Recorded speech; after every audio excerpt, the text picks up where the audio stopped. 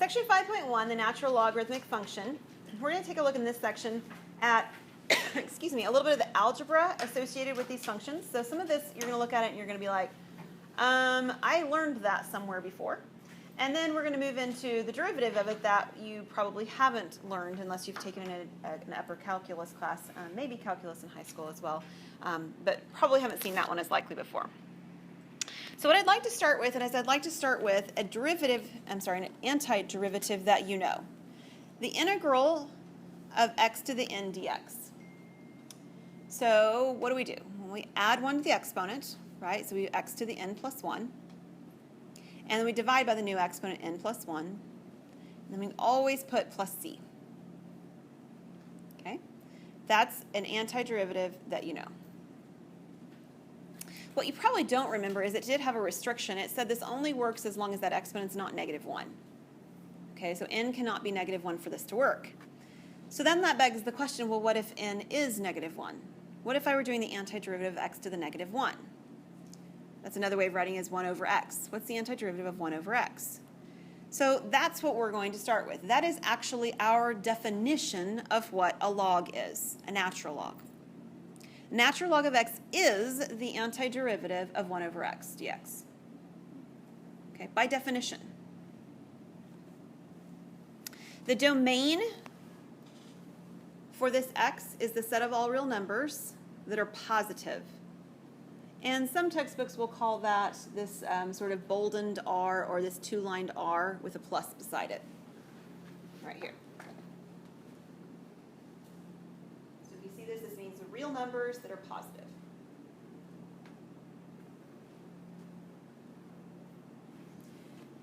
Now chances are pretty good you've seen natural log before and log base 10 before, and you probably saw it in an algebra 3 class, maybe algebra 2, or maybe a pre-calculus or math analysis, something like that in high school. You've probably seen logs before, but of course they didn't define it like this, right? In fact, they probably didn't define it at all because they didn't have the calculus to give you a definition for what in the world is this and where did it come from. So now you have that background, okay? This is the definition of what a log is. Now that we have the definition, we need to have some sort of background and reminders of what we can do with them and how they operate, okay? So the first thing that we're going to take a look at is we're going to take a look at the graph. So let me just draw the graph on there, and then I will read and you can write all of these different features down. The basic graph,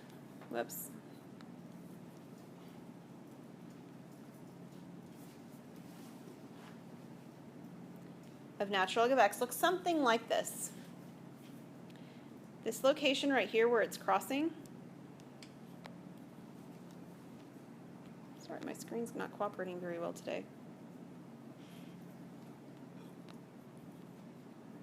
Is at 1. Okay? So we're crossing at an x value of 1.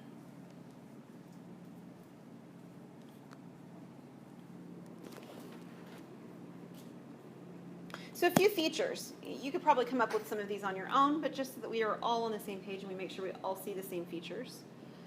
It has an x-intercept. It crosses the x-axis at 1, 0. It does not have a y-intercept. In fact, the reason it doesn't have a y-intercept is because there's an asymptote along the y-axis. And so the y-axis equation is x equals 0. This graph increases without bound. So what does that mean? Well, that means if you took the limit as x goes to infinity, that is if you traced along this graph and you kept going as you go right forever, the graph would keep increasing forever. Now, it is important to realize that it doesn't increase very fast, right? It's doing it very slowly, but it is increasing forever. In other words, there's no horizontal asymptote that it's bounded by. So it will increase without bound. The limit as x approaches infinity of the natural log of x is infinity. The domain is x values. Well, it's just the right-hand side of the graph. So the domain is from 0 to infinity. And if you'll remember the notation, when we don't include a value in domain, range, or an interval, we use the parentheses of a bracket. Let's see what else. Range. The range is negative infinity to infinity. We get the whole gamut of y values because it increases without bound. It is continuous. You can draw it in one fluid motion. There's no holes, there's no jumps, there's no crazy stuff going on like that. It's 1 to 1. Okay, so this one you might not remember what that means, but 1 to 1 means that it would pass the horizontal line test. So if you drew horizontal lines through it, it's never going to cross more than once on the graph. Not all graphs do that, right? Like the graph of y equal x squared, a parabola. That's not 1 to 1. This one is. And it is concave down. If you remember about concavity, it has to do with the curvature, how it's opening, or how it would hold or not hold water. This graph is concave down. Okay, so is everybody good on those features? You understand what they are and how they're used? Okay, fantastic. What we're going to do next is we're going to use some basic ideas from algebra to graph a similar equation. So this graph is not just y equals ln x. I should have written down what my graph was equation for. Let me do that real quick. This is the graph we're looking at here. Our graph that we're going to graph is negative natural log of x plus 2. So obviously it's got the same basic shape. What's different? It's flipped. So is it flipped down like this or flipped over like this? How is it flipped? Do you remember? It is. It's flipped down. The negative in front of the natural log flips it down. So instead of it going like this, it's going to go like this. It flips it over which axis? The x-axis, right? It's going to flip it down. So all the y values are going to change is probably what you're thinking. So it's going to flip it. So that's what the negative is going to do. How about the plus 2? It's going to shift up, down, left, or right? Left. It is going to shift it left. Okay, because it's grouped inside with x, it tells you it's going to go left or right. If the plus 2 were outside of the natural log, like it was just plus 2 on the end, that would be the up or down. Okay? So this plus 2 is inside, so it's going to shift it left or right. And it is going to shift it left. Everything that happens inside of the parentheses associated with x and its components inside happens opposite of what we would expect. So this graph is going to be shifted left. So if I shift this graph left, 2, it means that my asymptote's not going to be at the y-axis anymore, right? It's also going to shift left, too. So I'm going to have an asymptote,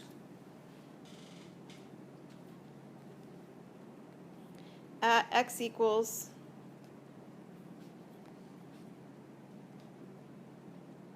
negative 2. So that's my shift. And then instead of it going, as I move from left to right and going down, up, it's going to go up, down. So I'm going to get a graph that looks something like this. I'm going to try that one more time. And it's important to realize we can very easily on this one identify the x-intercept as well, because the x-intercept previously was at 1, and I've moved it 2 to the left, so now my x-intercept is at negative 1, right? Yeah. Little less convenient for identifying, say, the y-intercept. There is one now, but we don't have a specific value that we know. In fact, it is at best we could get an approximation if we were to use a calculator to do so. All right, the other direction it said on here was to state the domain. What is the domain for this graph? Right. So the domain is the furthest left-hand x value that we have, which would be negative 2. We use a parenthesis to indicate that it's not going to equal that negative 2, and then it will go forever to the right. Okay, is everybody good with that? That should be a review. It may be a review from a long time ago, but it should be stuff you've seen before. So should these. These are basic logarithmic properties. There are some other ones we could include in here, but these are the ones that your book emphasizes the most, and they're the most common ones to emphasize. The natural log of 1 is equal to 0. And if you go back to the original graph, that should make sense.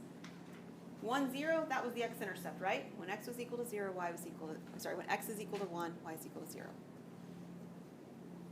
The natural log of e is 1. We'll talk about that one here in a second. When you have the natural log of a product, a times b, it's not the product of the natural logs, it's the sum of the natural logs. Feels a little bit funny. Okay, so we get natural log of a plus natural log of b. And analogously, because we have the quotient a over b, the natural log, it becomes the difference of the natural log. So we have natural log of a minus the natural log of b.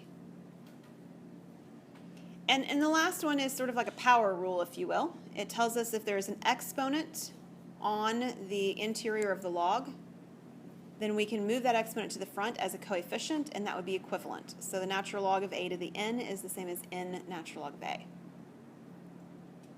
You probably remember something about number 2, but in case you haven't seen it in a while, I want to make mention that the natural log of, let's say, e, which is here, is the same thing as, and we haven't really introduced this yet, but we will, log base e of e. And anytime you have a base of a log and the interior of a log that match, you get back 1. So you probably remember something like that happening. So you had log base 10 of 10 is 1, log base 3 of 3 is 1, and so forth. And we'll encounter those again later. These are some basic logarithmic properties. These properties allow us to both expand and condense log expressions. And the reason it's useful is because inside of calculus, it's often much easier to take derivatives of sums than it is to take derivatives of products, right? Lots easier to take derivatives of sums than products. So it's useful for us to be able to do these separation activities, and sometimes it's useful for us to be able to condense them as well. So let's take a look at actually expanding and simplifying log expressions. So as we're taking a look at this, there is a couple of things you could do. There are a couple of things you could do. When you look at this, what would you like to do first? What was that, Evan? Okay, so what do you want to do with it? Oh, I'm sorry, it is. Let me fix the way yours is written, or mine is written so that they match. Yours is written like this. Okay, so I'll rewrite it just for clarity as well. That will make a difference, obviously. Let's use the one that you guys have written. Okay, now then, what would you like to do? All right, so 3 and e squared are multiplied together, so we can use, what was it, property 3, to separate them with addition. So this is natural log of 3, and it's addition, so plus natural log of e squared. Now, natural log of 3, the only thing you could do is get an approximation from your calculator, and that's not the goal of this activity, so we're not going to do anything further with that, okay? But the natural log of e squared, we could. What could we do with that? Yeah, we can bring the 2 to the front. This is 2 natural log of e. Yeah, and then the natural log of e is 1. So this is the natural log of 3 plus 2. Or if it concerns you or you think you might want to try and add the 3 and the 2 together, don't, because the 2 is not inside the log, right? You could write it as 2 plus the natural log of 3, just to be very clear.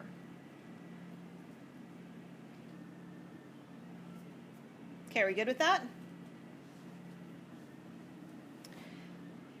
Now I know that you haven't actually learned how to take derivatives of natural logs yet, but does anybody know by looking at this thing without me telling you about logs, because you don't actually need them, what the derivative of 2 plus ln 3 is?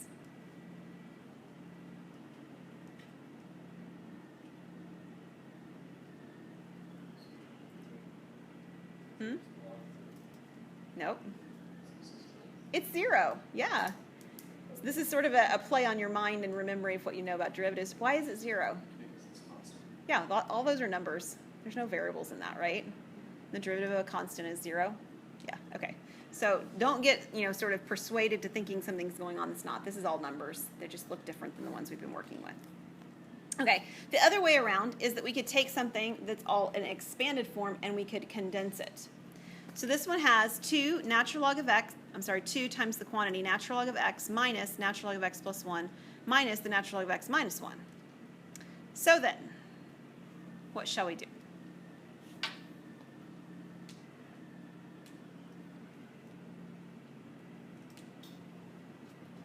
Combine the ln of x minus ln of x plus 1 by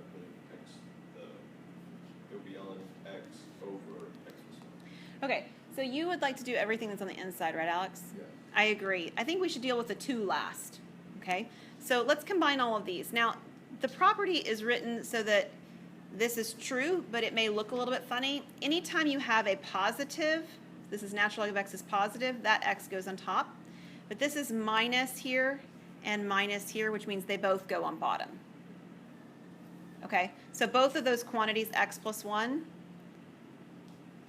and x minus 1, are in the denominator. And all of this has a 2 in front.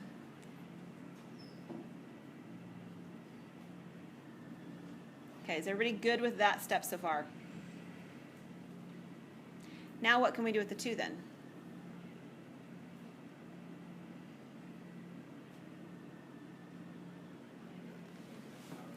Make it a power of all of the inside of the logs, right? Yeah, good. So we're going to have natural log. We've got the x. We've got it over x plus 1 and x minus 1, and all of that is squared. Now, I am perfectly fine with you leaving all of that just like that, okay? If you were looking at, say, a back of a book, or if WebAssign gave you a different answer and you were like, I think that's the same thing, you could certainly multiply x plus 1 times x minus 1 out. It would give you x squared minus 1. And then you could square that, and you could check out sort of some algebra steps beyond that. It's not my goal right now, but it is something you could do to actually simplify it a little bit, especially if you were trying to work with the problem afterwards, take a derivative or something like that maybe. Okay, any questions on that one?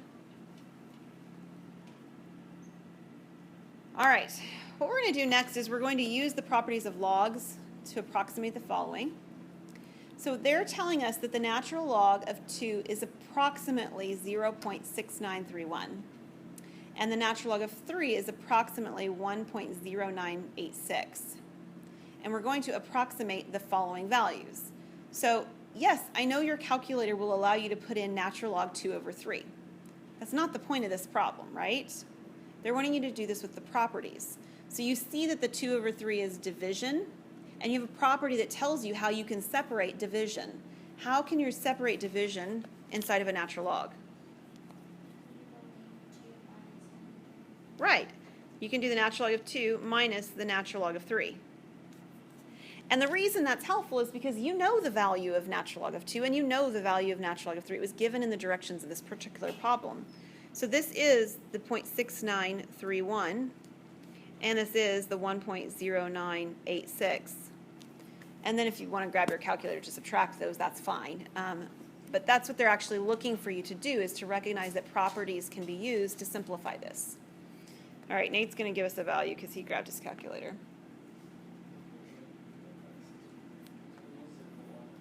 Does it still work? Oh, that's good.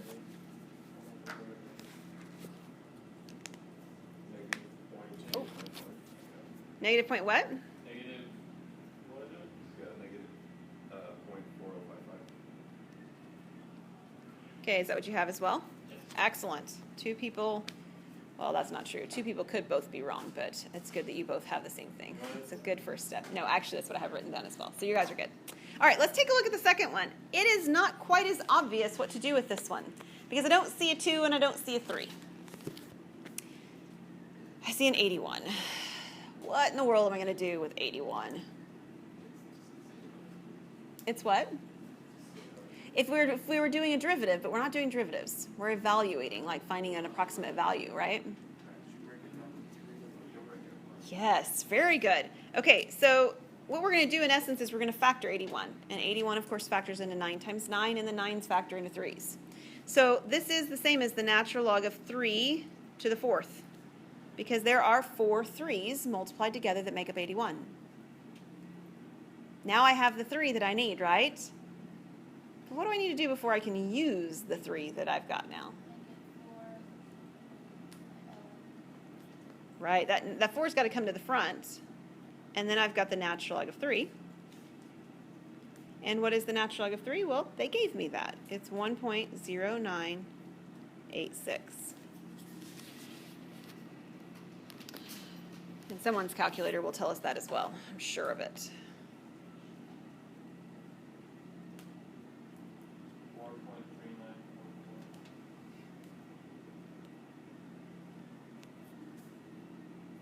All right. So far, so good? Great. All right, so that was algebra. That's stuff you've probably seen before. Maybe a long time ago, but you probably have seen most of what we've done so far before. Now, we're going to move into a little bit of calculus. So the first place that we started in Calc 1 of true calculus concepts was with limits. Okay? So we're going to take and think about the limits of our log function. And as we do this, you guys have your paper, and I'm going to flip back my screen.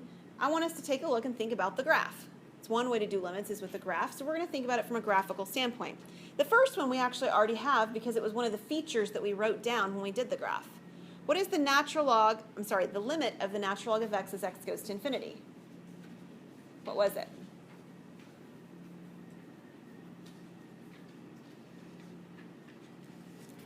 Infinity. It's this one right here. And visually on our graph, what we're saying is that if we moved to the right-hand side along our graph, going right forever, that the y value would keep getting increasingly larger. That's what we mean when we say infinity. Infinity is not a number, it's a concept, this idea of getting increasingly larger. So this first limit is infinity. The second limit wants us to take our graph and to approach x equals 0. Okay? So on this graph now, we're going towards 0 this way, right? Because the x value of 0 is the y-axis. What happens if I move to the left, approaching 0 forever? It's negative infinity, right? The y value goes negative, and it goes negative very fast as I move towards x equals 0.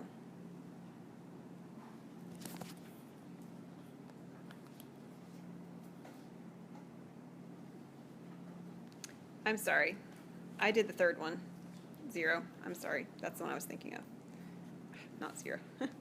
There we go. 0 from the right. Okay, we were doing 0 from the right. What happens if I approach 0 from the left? We'll come back to the second one here in a second. I'm on the actual left-hand side of the graph. That is the negative side of x values. It does not exist. It didn't exist because the graph's not even over there, right? I'm not even in the domain. So if we look from the negative side, it does not exist. And if you'll remember when we did two-sided limits, that is when we did like number 2 where it comes from the left and the right, in order for the limit to exist, they have to match, and these two don't. One of them is one of them is negative infinity, and one of them is does not exist. So the limit as x approaches 0 itself does not exist. From the right-hand side it does, but not overall.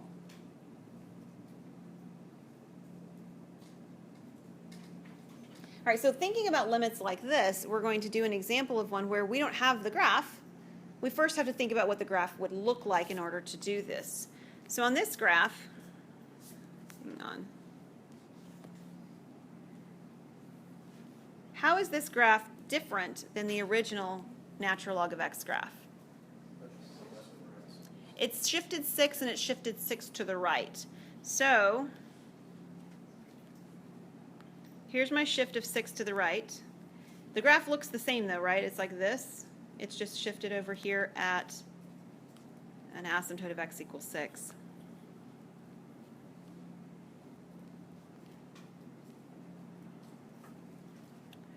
So then, looking at this graph, we want the limit as x approaches 6 from the right. Okay, so we're on the right-hand side of 6, and we're getting close to the 6 value itself. So we're moving left, because we're on the right-hand side. What is the limit of this as x approaches 6 from the right? It's negative infinity. Okay, so we've shifted it right 6. The limit's still going to shift a lot, kind of like right along with it. Okay, so that's the first taste of calculus with logs. Our second is to look at derivatives. Now, this should be no surprise, and I'll show you why in a second, but the derivative of natural log of x is 1 over x. Okay, so if f of x is ln of x, then f prime of x is 1 over x. So jot that down, and then we're going to go back to the very front page of your notes. Flip back for me. You look, and I'll flip back on my screen.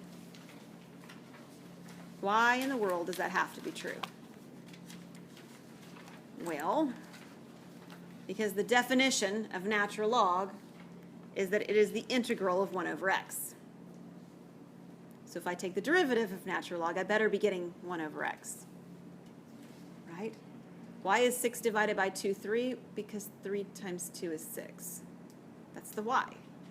Okay, by definition, this is what it has to be. So the derivative of natural log of x is 1 over x. And if you're keeping up with them, if you would right now, go ahead and grab this derivative sheet that I gave you, and you can fill in number 15. If f of x is equal to ln of x, then f prime of x is 1 over x.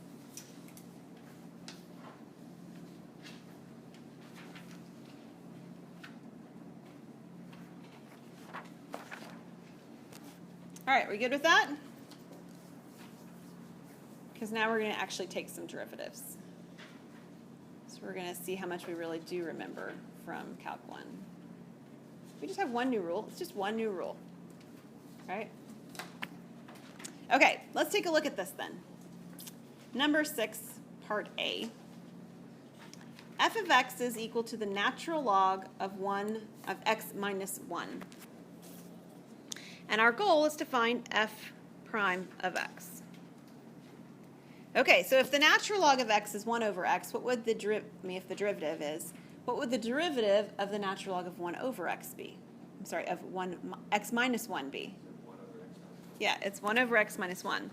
Now, it is important to realize what you really have here, though, is you have an inside function, x minus 1, that is in of itself a chain rule. But the reason it's not so messy is because what's the derivative of x minus 1? It's just 1, right? So it is a chain rule. It's just not a very interesting chain rule. But B is a little bit more interesting, isn't it? Now, I'm going to suggest that we don't do the problem as it is written. The whole reason that we learned and went back over those properties of logs was to make our life easier. And I don't know about you, but the quotient rule is not the easiest of our derivative rules. It's just not.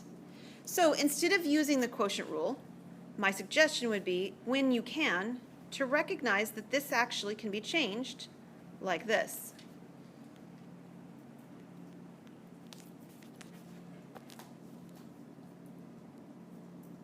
I still have a chain rule in the second one. I get it.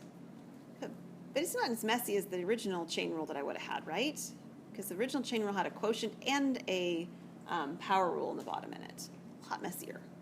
This is cleaner. Now I'm able to take the derivative, and it should be cleaner and simpler to do so. So what is the derivative of natural log of x? 1 over x. What's the derivative of the natural log of x squared plus 1?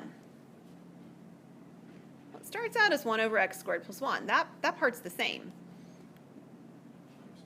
But I need to multiply by 2x. So where did the 2x come from? Yeah, from the chain rule. It's the inside function's derivatives. The derivative of x squared plus 1 is 2x. Yes, you can put the 2x on top, and we will in a minute. So yes, if you want to do that now, that's totally cool. Okay, again, I'm fine with you leaving it like this. But there are times in calculus where we need to combine things back together to set them equal to 0 and solve, maybe, or something like that. So just for good measure, I'm going to show you how we combine those back together, just a remembering kind of thing. But recognize that if you left it like this on work that I had you do, like on a test, that would be fine, okay? And unless WebAssign indicates something different, it should be fine on WebAssign as well. So we can actually take this and we can find like denominators. So we can multiply this one by x, and we multiply this one by x squared plus 1.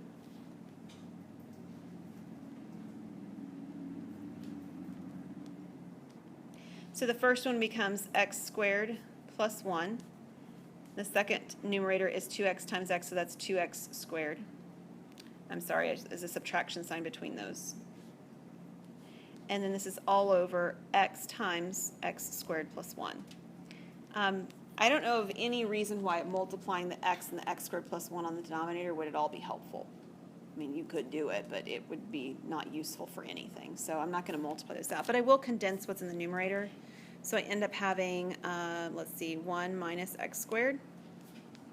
over x times x squared plus 1. And, I mean, you could have stood a possibility at this point of having something that factored on top and factored on bottom. These don't happen to work out that way. The numerator would factor. It'd be 1 minus x and 1 plus x, but the denominator won't. So we're done at this point. So either that spot right there or stopping right here before we found the common denominators would be fine. All right, let's take a look at another one.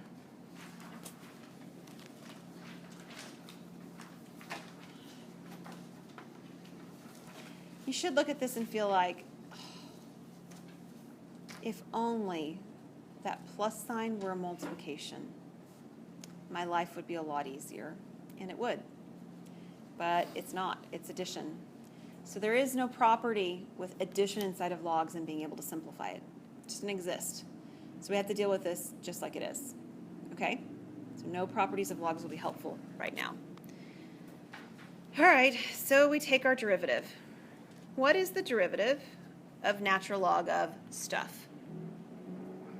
1 over the stuff, right? Yeah. So it's going to be the same every single time. It's kind of like doing, some of the other chain rules you've done. So this is 1 over x plus the square root of 4 plus x squared. So that's the outside derivative. That's the easy one. The inside derivative is the messy one, right? I will do the easy one. 1. You guys can do the hard one. Okay? Take a second, write down what you believe to be the derivative of the square root of 4 plus x squared. Let's challenge your brains. We're almost going to leave class. We should challenge it at least a little before we go, right? See if you can remember what this looks like.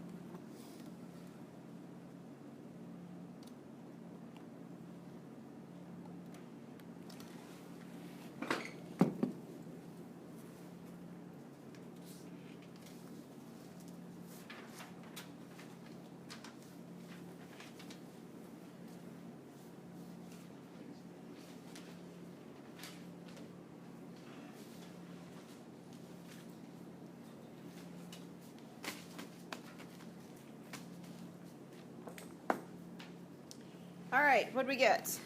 Somebody tell me what you have.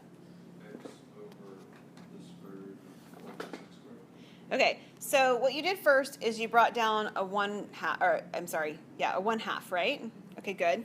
I'm going to just take it in a couple of steps, Alex. You condensed it all beautifully, but 1/2. And then you have everything that's still left in there, which is 4 plus x squared,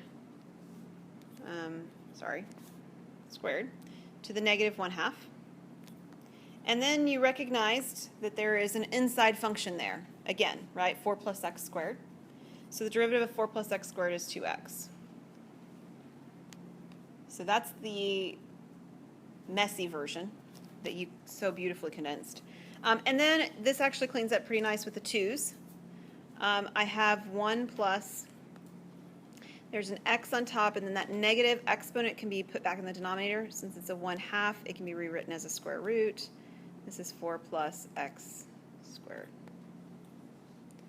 And over here I have 1 over x plus the square root of 4 plus x squared.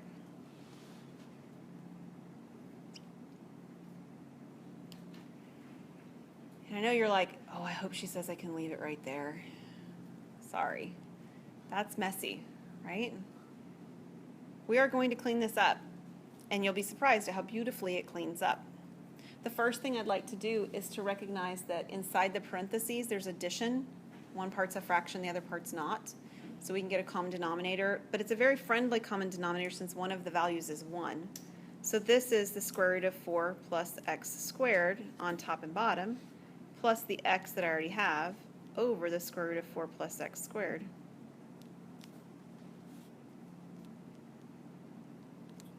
And over here, I still had the 1 over x plus the square root of 4 plus x squared. And do you see why I said this actually is so very friendly? Who sees it? What wonderful thing happens, Caleb? Do you see it? Well, the numerator on the segment is cancels out. Yeah. Those are the same, right? Fantastic. So I end up with 1 over the square root of 4 plus x squared. This is perfectly reasonable way to leave it. If you were trying to set things equal to 0 and solve them, for some reason you might want to rationalize the denominator. Generally speaking, if there's a variable under a denominator, we don't rationalize. There's no need for it usually, but you could. So this is a good place for us to stop there. All right, I'm going to do one more of this so that you can see this because this is very simple, really easy. If you have a logarithm of an absolute value, the derivative retains the same form. So just like if we had f of x equals ln of x, the derivative is 1 over x. If you have f of x equals ln of the absolute value of x, then the derivative is 1 over x. Okay, so absolute values don't change anything for what we're doing. And we'll do an example and then we'll just briefly talk about why that makes sense. So what would we have for the derivative of f of x equals ln of sine of x? Okay, so we would have 1 over sine of x, because the absolute values don't matter. But we need something else. Yeah, the derivative of sine of x, which is cosine of x. So this would be cosine of x over sine of x, which has another form's name. What is it? Cotangent. That's right. Now, it would be worthy of noticing why. That is, why must sine of x be in absolute values? Look back at the original graph that we drew. Very first thing. What was the domain of a log function? 0 to infinity. Is that the domain of sine? No, it's not. Sine has domain values, or I'm sorry, sine has range values, output values that go between -1 and 1. So we have to isolate this one so that the input inside of that log only actually ends up being values that are valuable. And it actually doesn't even work at all the sine values where we'd actually hit the x-axis either. So those pieces get left out, but this eliminates the negatives. Okay? We will pick up where we left off next time.